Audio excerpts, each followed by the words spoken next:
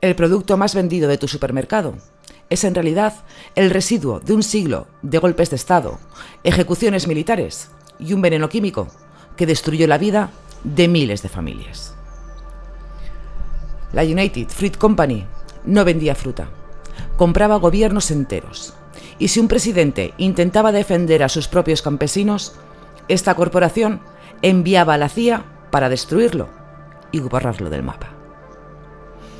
Esta es la investigación definitiva sobre el pulpo, el monstruo que inventó las repúblicas bananeras y demostró que el dinero de una multinacional vale más que la sangre de todo un continente. Comenzamos.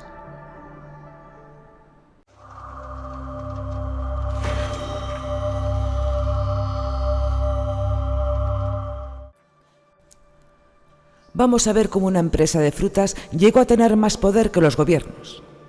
Para ello, vamos a viajar a la Costa Rica de 1871. La selva era tan densa y hostil que los mapas de la época simplemente la dejaban en blanco. No era un lugar para los negocios, era una sentencia de muerte. Pero para un hombre llamado Minor Keith, esa selva no era un obstáculo, era una oportunidad de oro.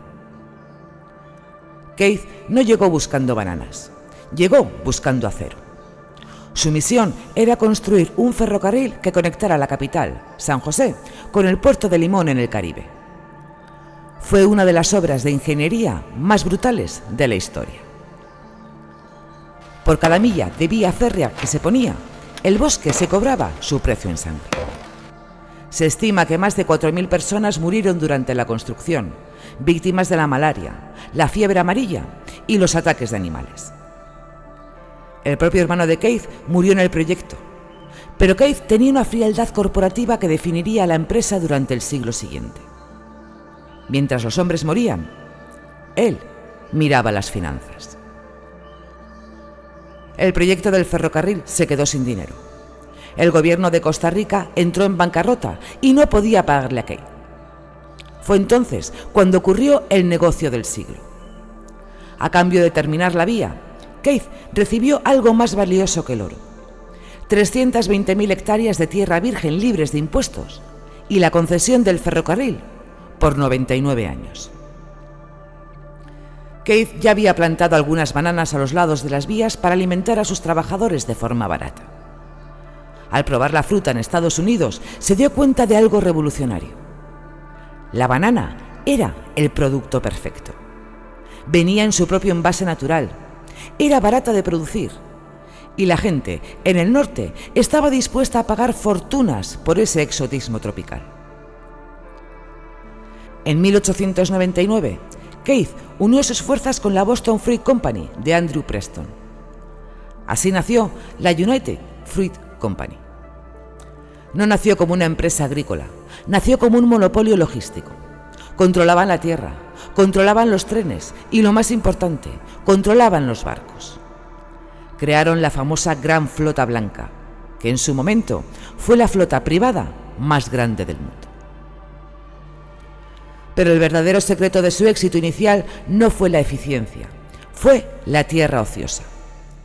La United Fruit Company empezó a comprar tierras de forma masiva en Guatemala, Honduras y Panamá. Pero no las cultivaban. Compraban extensiones gigantescas para que nadie más pudiera plantar. Si un competidor quería entrar al negocio, no encontraba ni un solo metro cuadrado de suelo fértil disponible. Pronto, los campesinos locales se encontraron en una situación kafkiana. Vivían en países con tierras increíblemente fértiles, pero no tenían permiso para sembrar su propia comida, porque el pulpo era dueño del horizonte. La empresa empezó a dictar leyes, a poner y quitar ministros, y a decidir quién prosperaba y quién moría de hambre. Había nacido la infraestructura de la opresión. La United Fruit Company había pasado de ser un proyecto ferroviario fallido a convertirse en el terrateniente más grande de Centroamérica. Lo que el mundo veía como una fruta dulce y barata, en el istmo se sentía como una bota de hierro sobre el cuello de las naciones. El escenario estaba listo para la primera gran masacre.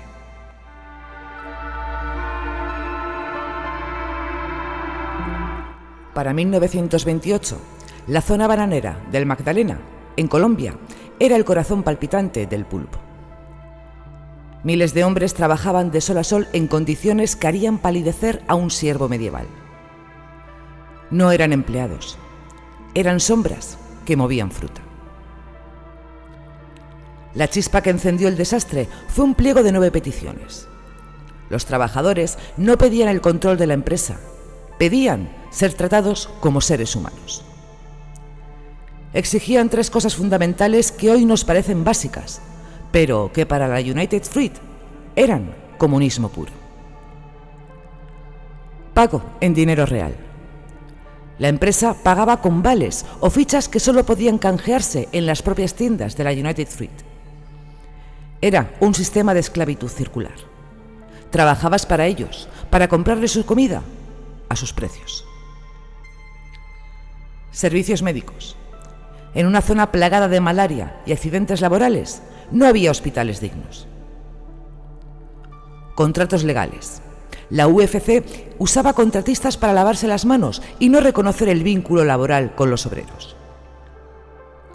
La respuesta del pulpo fue magistral y aterradora. En lugar de enviar negociadores, enviaron telegramas a Washington. Etiquetaron la huelga como una insurrección comunista.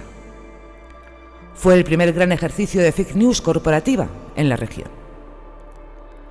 El gobierno de Estados Unidos, temiendo por sus intereses, amenazó al gobierno colombiano con una intervención de sus marines si no ponían orden de inmediato.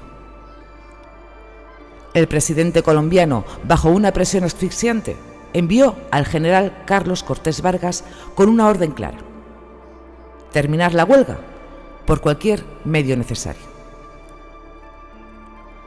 Llegamos a la noche del 5 de diciembre de 1928. En la plaza de Ciénaga, más de 4.000 trabajadores, junto con sus esposas e hijos, se habían reunido para escuchar un posible acuerdo. Creían en la justicia, creían que el gobierno los protegería. Estaban sentados en el suelo, pacíficos, muchos de ellos durmiendo. De repente, la plaza fue rodeada. El general Cortés Vargas leyó el decreto número 1, declarando a los huelguistas malhechores. Les dio 5 minutos para dispersarse. La multitud no se movió. Un huelguista gritó desde la oscuridad: ¡regalamos los 5 minutos que faltan! Lo que siguió no fue un enfrentamiento, fue una ejecución industrial. Las ametralladoras apostadas en las esquinas barrieron la plaza durante varios minutos. Los gritos de las familias fueron apagados por el tableteo del fuego automático. Cuando el silencio regresó a Ciénaga, el suelo estaba cubierto de cuerpos. Aquí es donde la historia se vuelve un reporte de horror biológico y logístico. Los testigos afirmaron que los cuerpos fueron cargados en los mismos trenes de la United Fruit que transportaban las bananas. Los trenes se dirigieron al mar y los cadáveres fueron arrojados al agua para que la marea borrara la evidencia de lo que el pulpo había hecho. El reporte oficial del general Cortés Vargas habló de 9 muertos. Los informes de los diplomáticos estadounidenses mencionaron más de 1.000. La United Fruit Company simplemente guardó silencio y reanudó las exportaciones al día siguiente. Las bananas que llegaron a Nueva York esa semana estaban literalmente manchadas con la sangre de Ciénaga. Este evento no solo destruyó el movimiento obrero en Colombia, creó una herida en la psique de América Latina que nunca ha cerrado. Habían demostrado que en las repúblicas bananeras la ley de la empresa era la única ley que importaba. Tras la masacre de 1928, la United Fruit Company tenía un problema de manchas de sangre en su balance financiero. La prensa empezaba a susurrar palabras peligrosas: monopolio, explotación, asesinato. El pulpo necesitaba algo más que abogados. necesitaba un mago, alguien que pudiera cambiar la realidad sin cambiar los hechos. Aquí entra en escena Edward Bernays. Bernays no era un publicista común, era el sobrino de Sigmund Freud. Su tesis era simple: si entiendes los deseos inconscientes de las masas, puedes hacer que compren cualquier cosa, incluso una dictadura, si la envuelves en el papel de regalo adecuado. La United Fruit contrató a Bernays para ejecutar el mayor lavado de cara de la historia corporativa. Su primera misión fue convertir una fruta exótica y problemática en una necesidad básica del hogar americano. ¿Cómo lo hizo? No vendió bananas, vendió miedo y salud. Inundó las revistas médicas con artículos pagados en secreto que decían que las bananas curaban la celiaquía y ayudaban a la digestión de los bebés. Creó el Banana Diet. De repente, las madres en Ohio no estaban comprando el producto de una multinacional despiadada. Estaban comprando medicina para sus hijos. Pero el golpe maestro ocurrió en 1944. Bernays sabía que la empresa necesitaba una cara amable, algo que la gente pudiera amar. Así nació Miss Chiquita. Miss Chiquita fue una obra maestra de la ingeniería social. Inspirada en la estética tropicana de Carmen Miranda, la banana empezó a cantar en la radio y a aparecer en los cines. Era alegre, era vibrante, era inofensiva. Su pegajosa canción enseñaba a los americanos cómo comer la fruta. Mientras Miss Chiquita bailaba en las pantallas de televisión, Bernays trabajaba en las sombras de las redacciones de noticias. Creó una red de expertos y agencias de noticias falsas que enviaban boletines a todos los periódicos de Estados Unidos.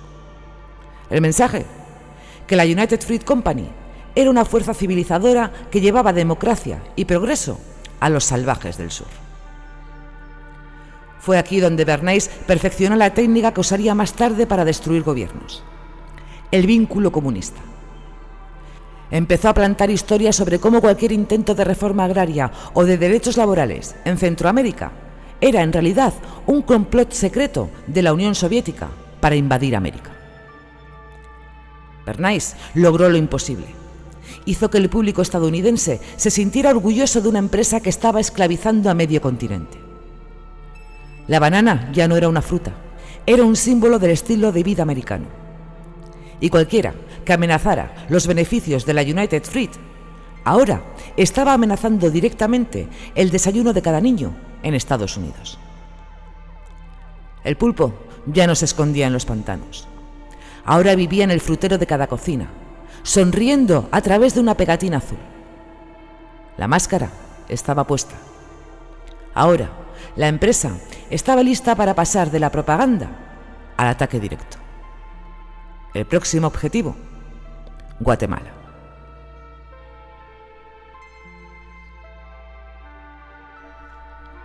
Para 1951, la United Fruit Company ya no era solo una empresa, era un parásito que había sustituido los órganos vitales de Guatemala. Pero entonces ocurrió lo impensable. El pueblo eligió un hombre que no estaba en venta: Jacobo Arbenz. Arbenz no era un revolucionario barbudo de la selva. Era un coronel culto que quería convertir a Guatemala en una nación moderna y capitalista. Pero para lograrlo tenía que enfrentarse al dueño del país. En 1952 promulgó el Decreto 900, una reforma agraria que buscaba redistribuir las tierras ociosas. Aquí es donde la codicia del pulpo se volvió suicida. La United Fruit poseía el 70% de la tierra cultivable, pero solo usaba una fracción. Arbenz propuso comprarles la tierra sobrante, pagando el valor que la propia empresa había declarado en sus impuestos. Fue una trampa maestra. Como la United Fruit había mentido durante años diciendo que sus tierras valían casi nada para no pagar impuestos, ahora Arbenz les ofrecía esa misma miseria. La empresa entró en pánico. Si aceptaban, perdían el territorio. Si protestaban, admitían que habían cometido fraude fiscal durante décadas. La United Fruit no llamó a sus contadores, llamó a sus contactos en Washington. Y sus contactos eran, literalmente, los dueños del poder en Estados Unidos. El secretario de Estado, John Foster Dulles, y el director de la CIA, Allen Dulles, habían sido abogados del bufete que representaba a la frutera. Eran juez y parte. Bajo la dirección de Edward Bernays, lanzaron la maquinaria de guerra psicológica. Convencieron al presidente Eisenhower de que Arbenz era un satélite soviético. No importaba que no hubiera ni un solo arma rusa en Guatemala. La mentira era necesaria para justificar el crimen. En junio de 1954 comenzó la operación PB Success. No fue una invasión militar convencional, fue una obra de teatro de terror. La CIA instaló estaciones de radio clandestinas que emitían noticias falsas sobre un gigantesco ejército invasor que no existía. Aviones de la CIA bombardearon depósitos de combustible en la ciudad de Guatemala para sembrar el caos. Arbenz, traicionado por su propio ejército, sobornado por la CIA, se vio obligado a dimitir. La imagen de Arbenz siendo humillado en el aeropuerto, obligado a desnudarse ante las cámaras antes de partir al exilio, marcó el fin de la primavera democrática en Centroamérica. La United Fruit recuperó cada centímetro de tierra. El nuevo dictador, Castillo Armas, abolió la reforma agraria y persiguió a los campesinos. Lo que siguió fueron 36 años de guerra civil, más de 200.000 muertos y un genocidio contra la población indígena. Todo para que los libros de contabilidad de una frutera en Boston volvieran a estar en verde. El pulpo había ganado, pero el precio fue el alma de una nación entera.